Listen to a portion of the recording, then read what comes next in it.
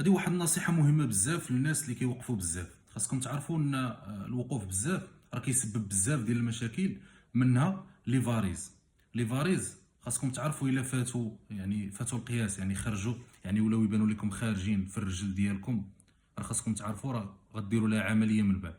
يعني راه السبب ديال المشاكل ديال لي فاريز هو الوقوف بزاف اولا الجلوس بزاف. هادشي علاش الا كنتي كتوقفي بزاف اولا كتوقف بزاف، خاصك تحاول ما امكن انك مابقاش توقف بزاف باش ما يخرجوش لك لي فاريز، لان السبب ديال لي فاريز هو الوقوف كما قلنا. وكاين مشكل اخر اللي هو من بعد يقدر يتولد من وراء هاد الوقوف بزاف، يعني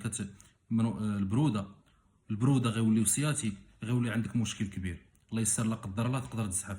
هادشي علاش الله يجزيكم بخير حاولوا انكم تهلاو في الصحه ديالكم، لان الصحه ديالكم راه ما كتعوض حتى شي حاجه. بارطاجي مع هاد المعلومه مع